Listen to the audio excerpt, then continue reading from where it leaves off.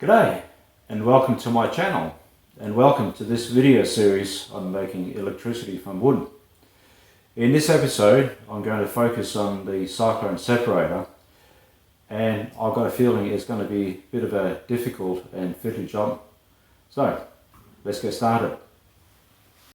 So I thought I'd start out by having a look at this P&ID process and instrument drawing. I find these very useful. It shows you the mechanical aspect, the process side of things, instrumentation and electrical components. If you can see the cursor moving around, so that's the Cyclone Separator, and that's what we're going to be focusing on in this build. So over here, that's a gasifier. You've got the inlet.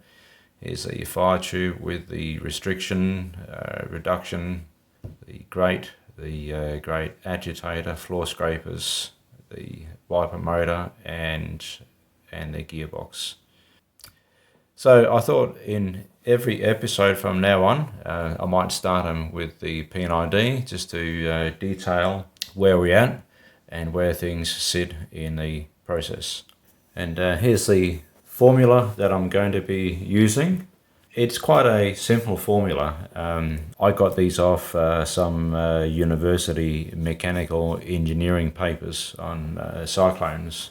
The center of the formula is D for the cyclone diameter, and every measurement is a factor of D. So in my case, all my pipe work is 2-inch or 50 mil. So I just work backward from that. So 2-inch and multiply that, rather than divide, multiply it by 2. And so that gives you down here, D is 4-inch or 100 mil. And yeah, I just went from there. Rightio, well, let's go and start cutting some steel.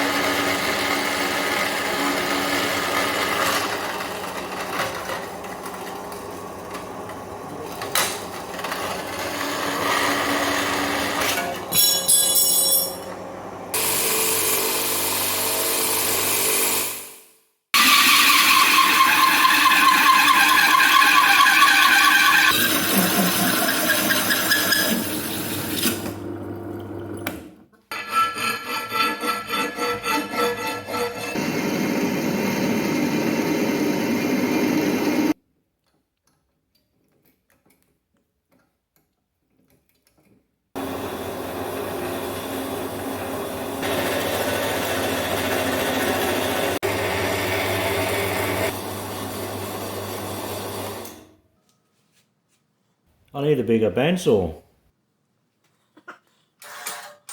In my dreams.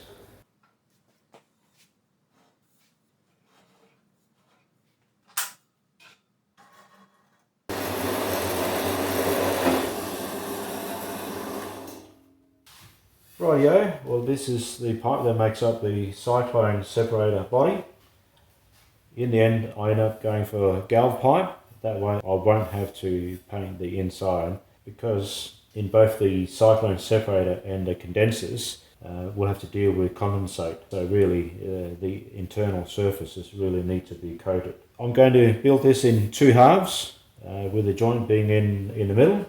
Then top and bottom, I'm going to just weld these in. And the whole thing is going to be airtight. And then in the bottom half, that's where the cone's going to be. And with the cone sitting inside this airtight vessel, whether the cone is airtight or not isn't critical. And because the cone doesn't form a structural part of the Cyclone body, its construction is not as critical, and because of that I can use thinner sheet metal. So I'm just going to whack these flanges on.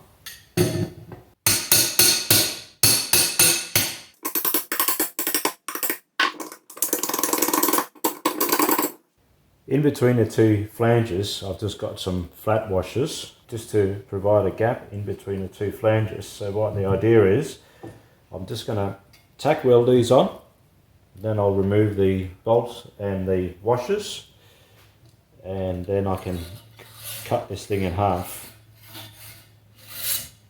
And by doing it that way, no matter what happens, the two halves will be a perfect fit.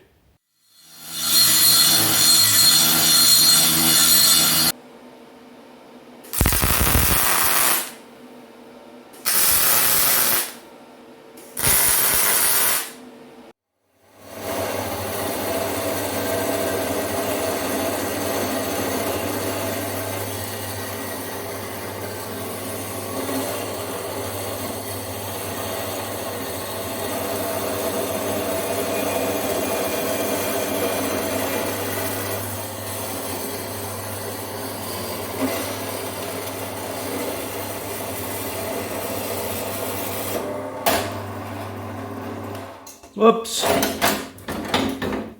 Oh, bloody hell. Oh.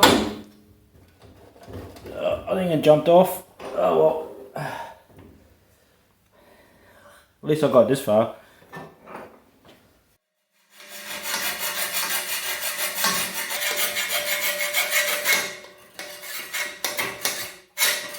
Alright.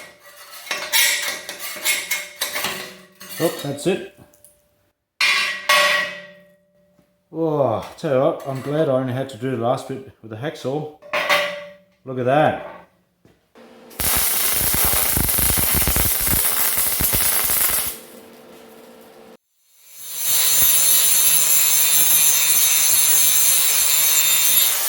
That's the flanges welded on, the two halves. I did have to clean the welds up a little bit. They were a bit rough. But, yeah, I don't like welding on galvanized steel. Rightio, so I've just got to now attach the inlet. I made this in a previous episode. I think it might have been episode 4. This was made in tandem with the Gasifier gas outlet. So it goes like so. So this was done in pretty much the same way. I've just done the two halves of the Cyclone Separator, fabricated it as one part, and then cut the thing in half. And you know that they will always line up and be square.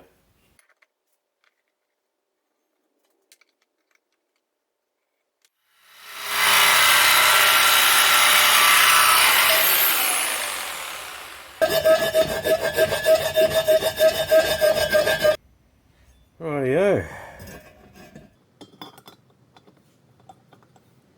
Oh, look at that. Beautiful.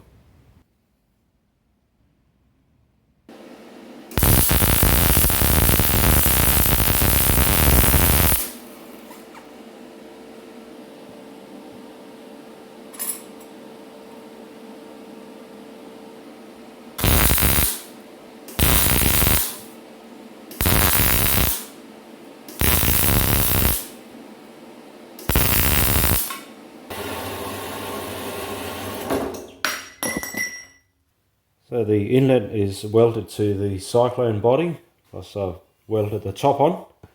So all we need now is the outlet, and for that I've got this bit of BSP tapered pipe. I cut the other end off. I've cleaned the gull off here. So all I'm going to do is just plonk that in there and weld it on.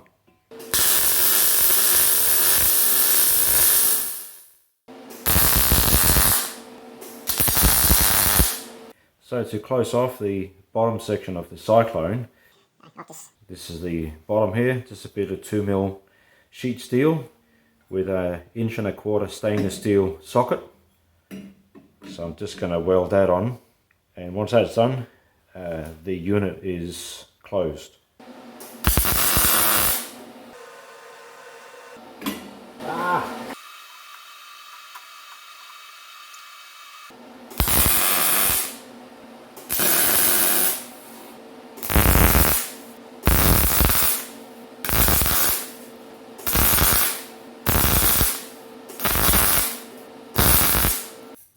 So the bottom half of the Cyclone Separator, it's all welded and ground smooth.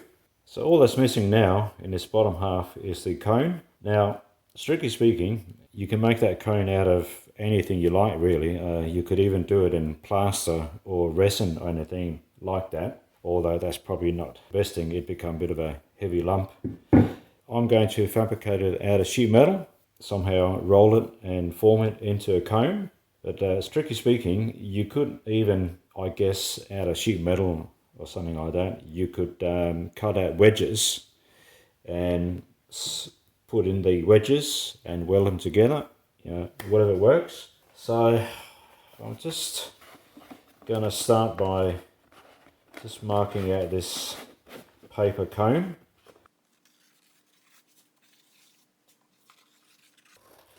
I'm just going to cut it so I can roll it out into a flat template-like shape. Alright, that's roughly more or less the shape that I'm after. Rightio, what we got here is 1mm thick cold rolled sheet steel. This is what I'm going to be using for the cone. The reason why I've gone for cold rolled sheet steel is it's far more pliable and malleable than hot roll sheet steel. It should be far easier for me to form or roll this into a cone. Anyway, let's see how we go.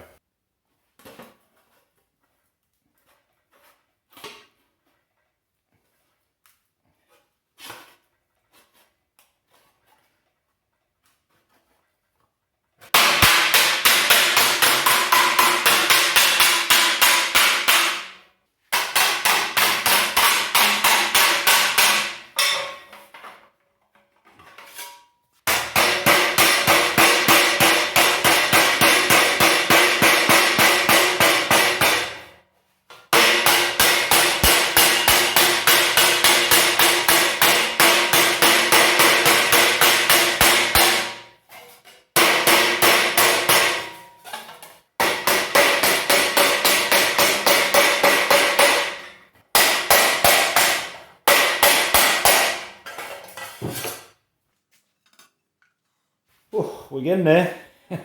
It's not quite round, but we'll get there.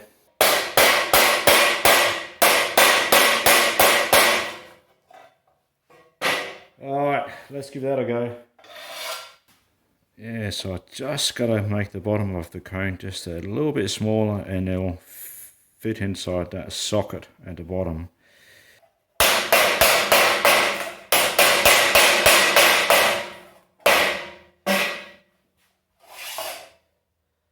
Alright, let's give that a go.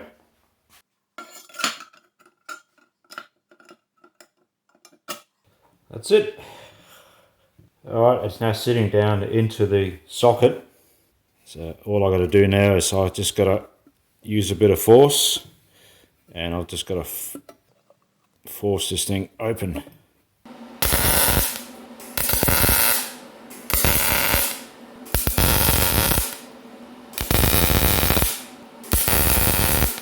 Alright, well that's the cone in place and it's got the desired shape. This welding, it's not exactly pretty. I think the welds are quite possibly a bit on the cold side, so I might just crank it up a bit and attempt to fully weld it. Let's see what happens.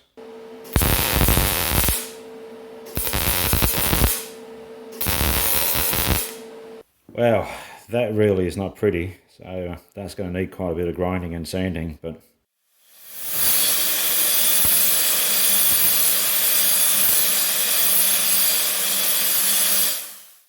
there we go, that's all ground back. That actually hasn't turned out too bad. It was a bit fiddly doing it with an angle grinder, but yeah, I'm actually very happy with that.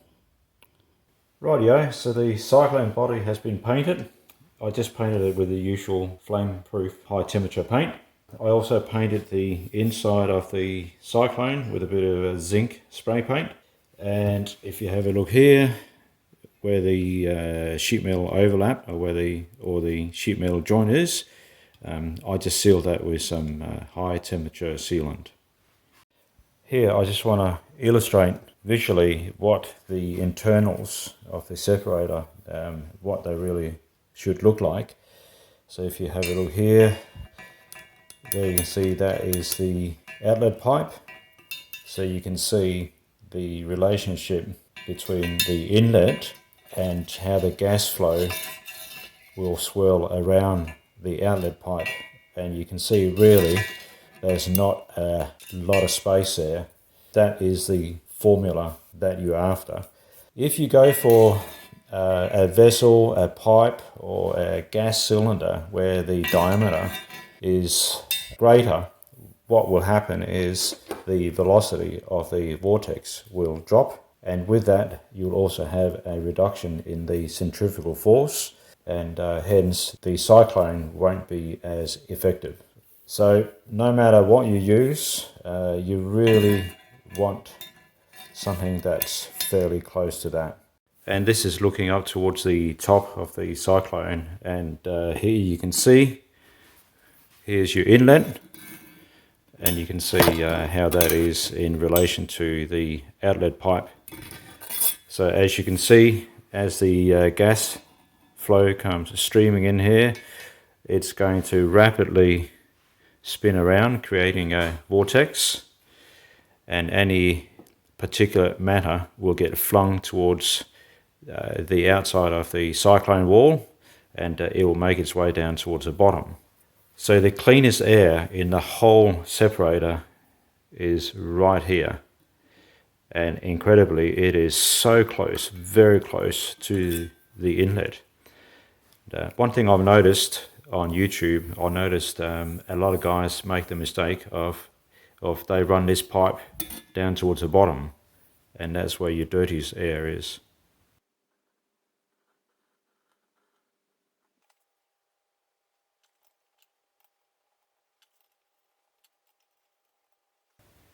The two halves are bolted together, so here you get a bit of a look at what the almost finished Cyclone separator looks like. If you don't feel like buying pipe and you would prefer to use something already ready-made, I don't know, like some people use gas bottles and whatnot. One thing I would suggest, and I reckon probably about the closest thing you're going to get to this, but if you pick up an old fire extinguisher or something like that, so if you have a look at that, you know, that is bloody close. That is pretty damn close. What's this? This is a 4.5 kilo dry powder fire extinguisher, and even the diameter, it is bloody close, I tell you what. So, you know, you could use something like that. This is what I'm going to be using for the collection jar. It's just an old instant coffee jar. It's a good size. So basically I'm just going to make a couple of steel plates, and the glass jar is pretty much just going to be wedged in between the two. I'm just going to do that with some rods, clamp it in there. I didn't have any 125mm flat bar, although I had a bit of 25 and a bit of 100, so yeah, I'm just going to weld those together.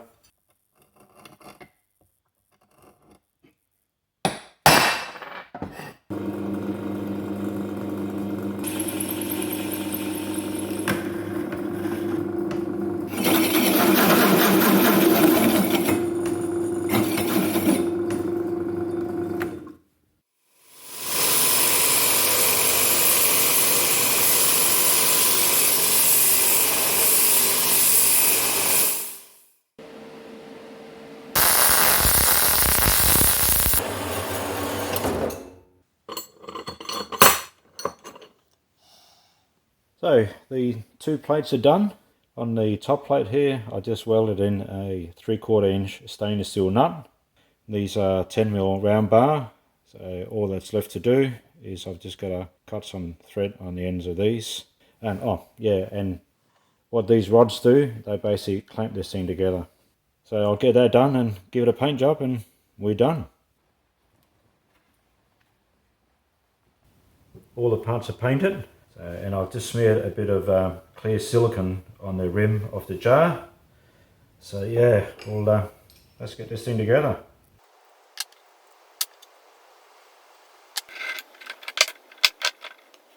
In case you're wondering what this big hole in the base is for, it's purely for nothing other than weight loss, just to make the whole thing a bit lighter.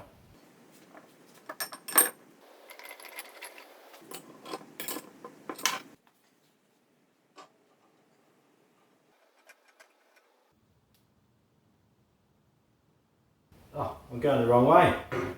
Bloody hell.